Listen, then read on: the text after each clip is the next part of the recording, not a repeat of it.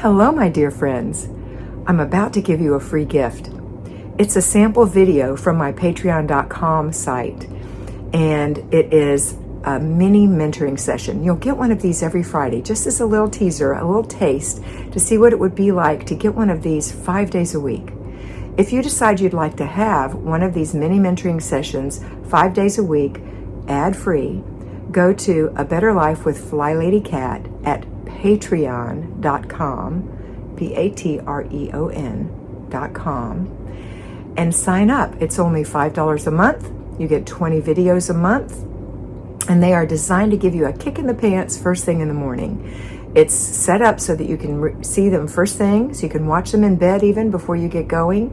It's designed for payroll and at-home homemakers, and it will help you with the way you think about the way you're doing life and doing the FlyLady system. So I hope that you go over and check out my Patreon site. While you're there, look at all of the other opportunities that I have for you for mentoring. We do personal one-on-one mentoring. There are different levels of that. And also I offer this year in 2022 financial mentoring. So if you need a budget, if you would like to be financially independent, now's the time to sign up for that as well. Okay, have a wonderful day. Enjoy the video. Hello, my dear patrons. Today, we're going to talk about self-esteem. How do you talk to yourself? Make sure that you're not saying ugly things to yourself, things you wouldn't say to your friends, even in jest. For example, I might say, I'm so stupid, and I'm laughing, but that's really not a nice thing to say to myself. Would I say that to my friend? Would I say, you're so stupid? Not really. So we don't want to say those negative things to ourselves. I have heard, and others have heard, their friends and family talking to themselves and saying all kinds of things that are not uplifting. So I want you to think about how that affects your self-esteem, or how your self-esteem even affects your self-talk. Really reflect on that and see if you've been calling yourself names. Stop doing that. You're your own little child, and you're a beautiful creation of God, and He thinks you're perfect. So who says you're better than God? Make sure you're telling yourself that you are a good person in the way you speak to yourself. I'm a good person. Like, I got all my homemaking done today. Yay. Instead of, I took forever to get my homemaking done because I was lazy and I sat down and I blah, blah, blah. Don't talk to yourself that way. Yes, it's true. I do teach you to consolidate it instead of having it all spread out in the daytime. Yes, that's true. There's nothing wrong with that, to have it all done during the day. But sometimes we just don't get to it the way we think we will, because sometimes we're just not as perfect as we could be. So on those days, we still want to say to ourselves, look what I did. Go me. Okay? And you're going to feel better about yourself so that you can go ahead and make dinner and do all the things you need to do for yourself and your family. So self-esteem is very important. Make sure you're talking nicely to yourself. Okay, today is Wednesday. It is Planning and Desk Day.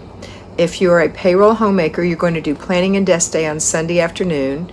So we're all going to get up this morning and we're going to get together and do our morning routine. So think of all your sisters out there getting up with you, doing their morning routine.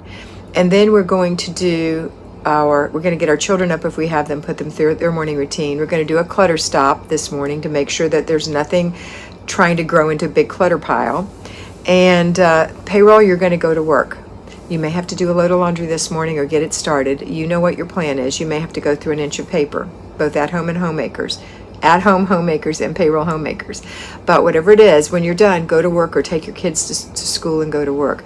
At-home homemakers, if you have to take your children to school, take them to school. When you get back, that's when you're going to do your 15 minutes in your zone. We're in zone 4, which is the bedroom, the master bedroom. If you have a master bathroom, it includes that, and closet. So pick 4 things. Hopefully you did that last week when you planned. You picked 4 15-minute things to do in this room. If there is no clutter in this room, hooray, you get to do 4 deep cleaning things, which is much nicer and easier than decluttering. Just know that as long as you keep it decluttered, you can go on and do the deep cleaning, which is the easiest part of homemaking and the most satisfying.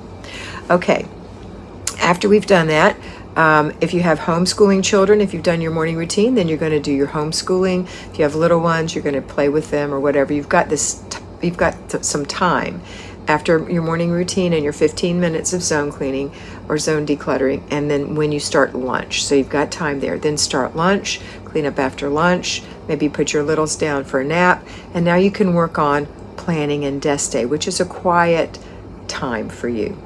If you have older children, then they'll need to play quietly while you work on this, because it is a 4-step thing. Let's go over planning and desk day.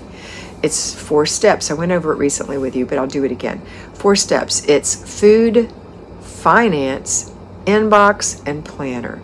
So you're going to go over your food. You're going to go in your kitchen. You're going to go through the refrigerator, the pantry, the freezer, and see what you have on hand, what you need to get rid of, what you're short of, making your list as you go. Then you're going to sit down and compose a menu plan from what you have, filling in the spots that you need to complete your menu, making those things your grocery items. So you want to use up as much of your food as you can, and you don't want to overbuy, especially fresh fruits and vegetables. Those will go bad. Freezer things won't go bad, but you do need to make sure you're using them. Same with your meat. Well, they will eventually go bad, so you want to make sure in the freezer you're using up the things you have. That is a frugal homemaker, okay? All right, and then, so that's food. Finances, you're going to look at your planner, and you're going to see your budget, and you're going to say, I plan to have this much money for groceries this week, and I'm spot on. Excellent. Or, I'm a little over. What can I do? Or I'm a little under. Yay, I may have some extra savings this month, okay? And then we're going to do food finance, so that includes paying your bills, etc. Then we're going to do inbox. So if you're doing paper clutter, you know we've got an inbox where you put in your action items. If you don't have paper clutter, if you have mail coming in or your children are bringing things in, anything that comes in that is it requires action goes in your inbox. So now we're going to handle that inbox, and we're going to do the things in the inbox. Put it in our planner. Maybe if it's later in the day and you can't reach somebody, you're going to plan to call them tomorrow at a certain time. Maybe you're going to pay something, etc., or file something. So that's food, finance, inbox, and the last is your planner. So you're going to plan for next week. Next week is zone 5 on Monday. And then the rest of the week is zone 1, the entryway. So you're going to have one 15-minute segment in zone 5, and 3 in zone 1, the entryway. 5 is the living room or the great room or the family room, whatever that main living area is for you, okay? On those of you who are watching this that are payroll, you're going to do one 15-minute zone on Saturday in zone 5 and 3 in zone 2, which is zone 1, which is the entryway. So that's your hour on Saturday morning. And you're also on Saturday going to do weekly home blessing hour, which we did Monday. Okay, next we're going to do, so you get that done, and then you've got a hard stop until it's time to either pick your kids up from school or whatever, and then you've got another hard stop, and that's when you're going to start dinner. So you're going to do some clutter stops morning, afternoon, and then sometime around dinner you're going to do a final clutter stop. Let's bring the payroll in. They're coming home too. They can do a clutter stop. That will be their second of the day because they did one in the morning, one then. Maybe no one was home all day. You get a free clutter stop, unless you might want to see just in case you missed something. And then let's make dinner. Let's make dinner. We're going to get dinner going by 4:30 or 5:30 at the latest. 6 if you have to work late. Hopefully not. Dinner's served half hour later. Clean up. It takes an hour, half hour to eat it, then a half hour to clean up. Maybe 15 minutes if the whole family's helping. Then after that, you're going to do your before bed routine, just your part, just your first part, which is take a shower, wash your face, moisturize your skin, lay out your clothes for tomorrow, put your dirty clothes away, put your pajamas on, obviously. Don't want you running around the house with no pajamas. Okay, now if you are have little children, now you can put them through their before bed routine and get them in bed. Then you've got a hard stop because you've got bedtime for kids, hard stop. Now you've got time for yourself and your husband until that little last bit of time, say 9:30, when you have to go make sure there's soap in the dishwasher, that all the dishes are in it, and that you're running it, or that you've washed the last dish and it's in the dish rack. and now you go brush and floss your teeth and go to bed. Don't miss that window of opportunity. If you go to bed too late, you're going to miss that window of opportunity to go to sleep. I know that happens to me personally. I think it happens to a lot of people. I need to be in the bed at 9:30 to be asleep by 10. If I miss that and I don't get in bed till 10 or 10:30 and I try to relax, now it's 11:30, I'm going to stay up till 1:30.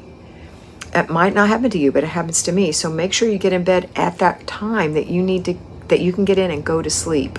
If you have a Fitbit, you want to check to make sure, how many hours am I getting? Am I getting between 7 and 9 hours? That's the sweet spot. If you get less than that, you're probably going to be overeating, you're going to be stressed, and you're not going to be the best mom you could be. You need that sleep time. Okay, that's it for today. I hope you have a wonderful day. I hope you really take care of your self-esteem, and I want you to remember that you are beautiful. So be beautiful.